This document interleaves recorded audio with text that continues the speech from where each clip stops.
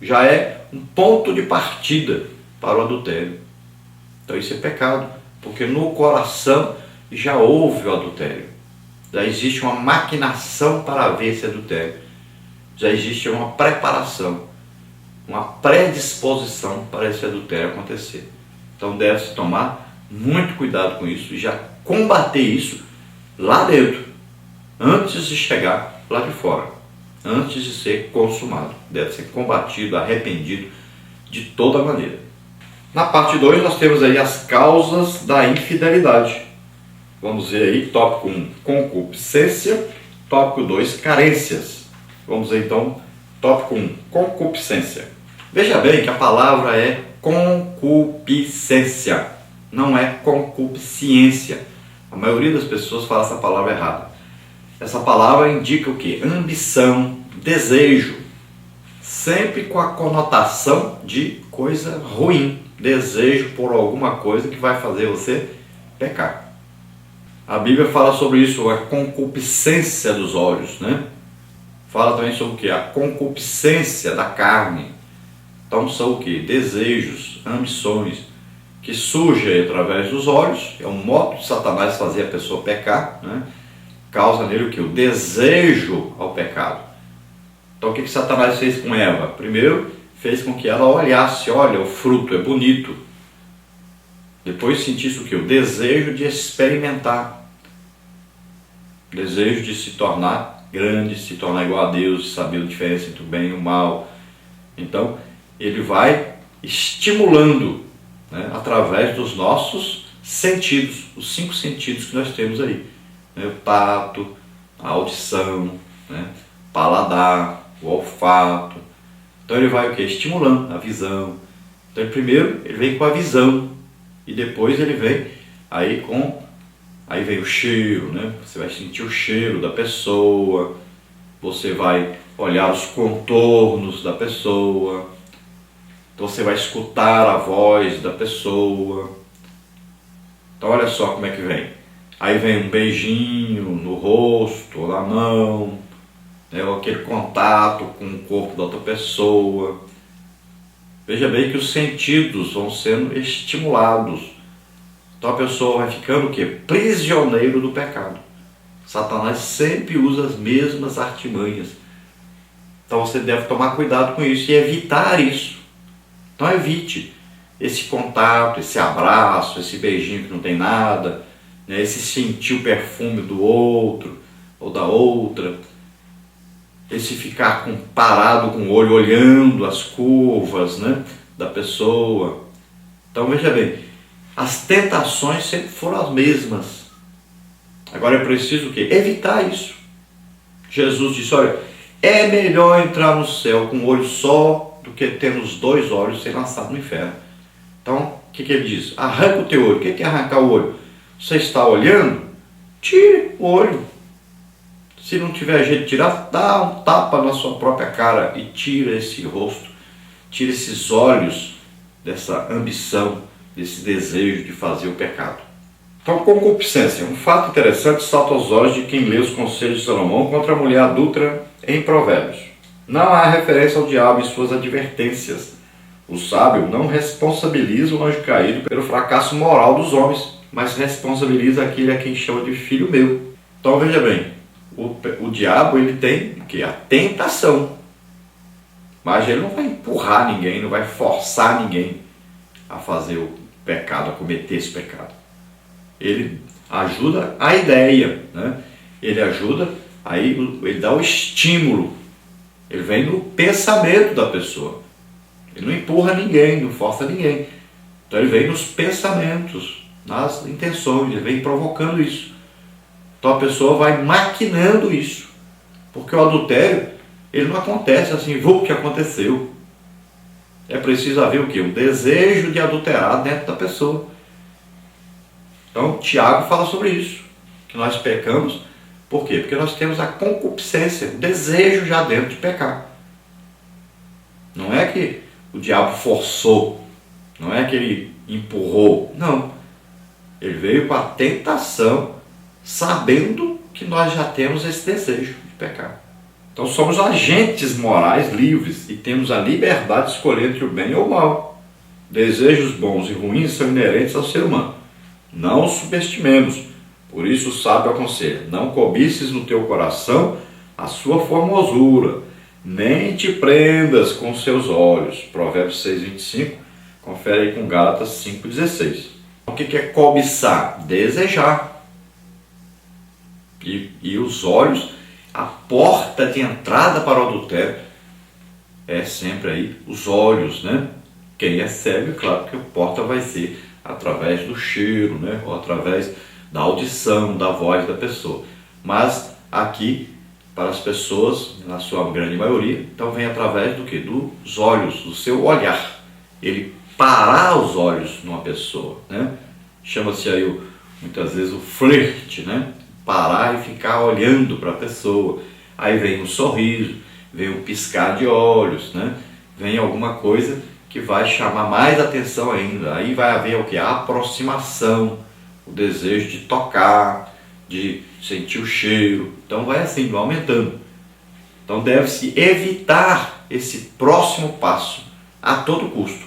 Então deve-se tirar o olho imediatamente. Depois vem as carências. Em Provérbios 5, 15 e 17, o sábio lança mão de algumas metáforas para aconselhar como deve ser a vida íntima do casal. A frase "bebe da água da tua própria cisterna" mostra que o sexo não deve ser praticado apenas com o dever de um cônjuge para com o outro. 1 Coríntios 7,3. Mas como algo prazeroso, assim como é beber água. Se esse princípio não for observado, um dos cônjuges ficará com a sensação de que lhe falta alguma coisa. Desgraçadamente, muitos vão saciar-se noutra fonte. Provérbios 7,18. Daí o desastre em muitas famílias. Então, o sexo aí deve ser prazeroso. A pessoa deve sentir o desejo de ter esse prazer com o seu cônjuge. Sempre. Deve-se buscar. Cada um busca o prazer do outro, não o seu próprio prazer. Porque você buscando o prazer do outro, então os dois sentirão prazer. Quando existe aí o egoísmo, principalmente da parte do homem, porque o homem, na maioria das vezes, não entende, né, que a mulher é diferente dele. A mulher precisa ser estimulada e ela demora mais a ter esse estímulo. Então, se costuma dizer que a mulher começa a sua relação sexual, que vai ter à noite, já começa de manhã cedo.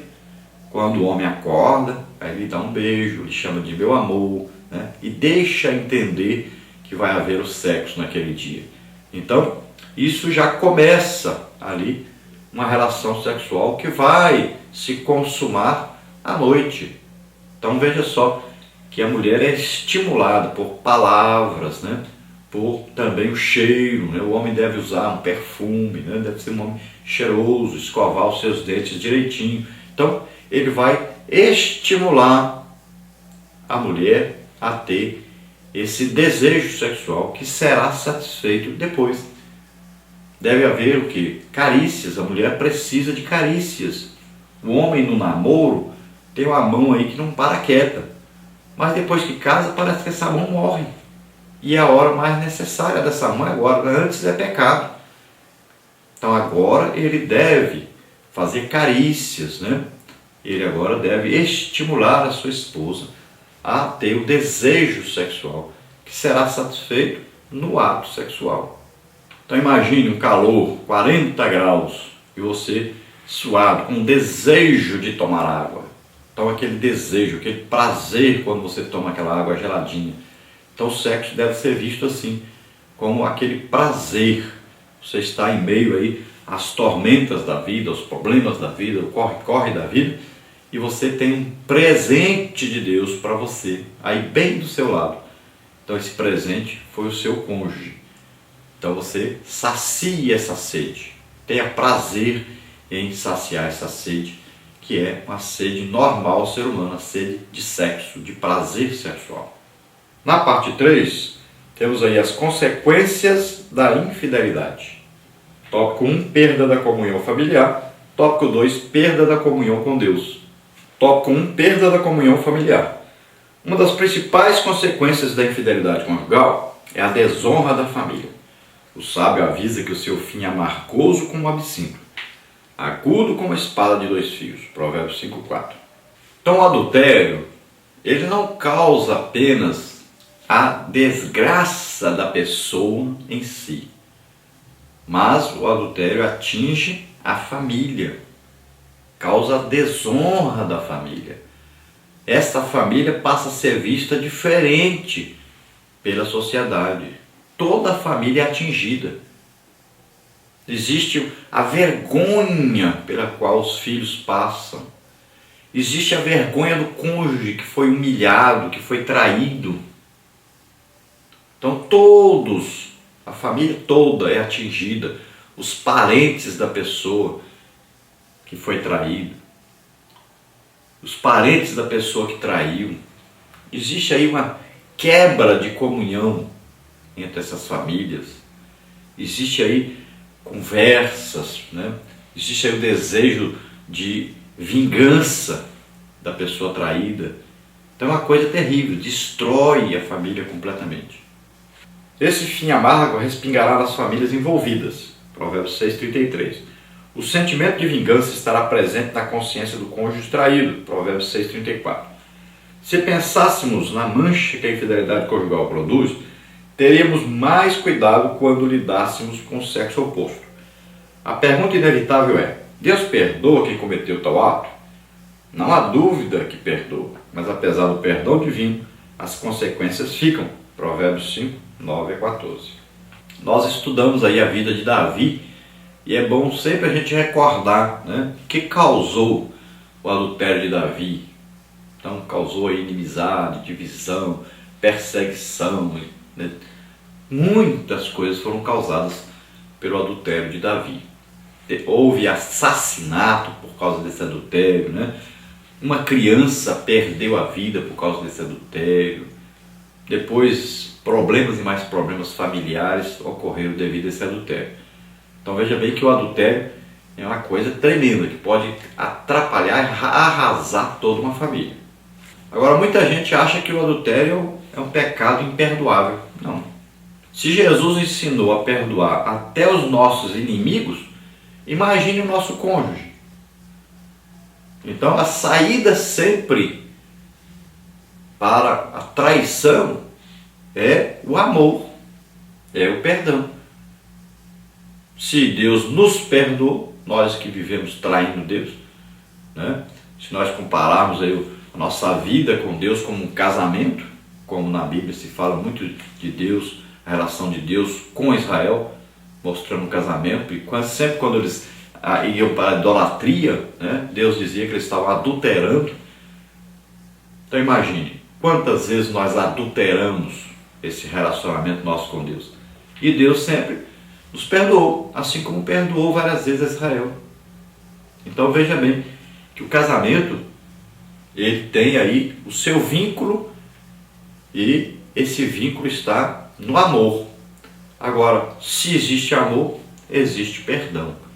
Então se a pessoa pecou, se a pessoa caiu, então sempre deve-se buscar o amor. A solução que o diabo apresenta sempre é a mesma: separação, destruição da família. Agora a solução que Deus sempre apresenta para tudo em nossa vida é o amor. Então a solução sempre é o perdão, é a misericórdia, é o tentar reconstruir o que foi quebrado. O que foi destruído deve ser construído novamente. Então deve ser buscado a todo custo esse amor, esse perdão. Mesmo porque a palavra de Deus diz que se você não perdoar, Deus também não perdoa você. Então é preciso perdoar, é preciso fazer de tudo, se esforçar. Vai haver aí um trabalho difícil para fazer, que é encontrar esse perdão, esse amor, essa compreensão, é buscar aí um melhor relacionamento.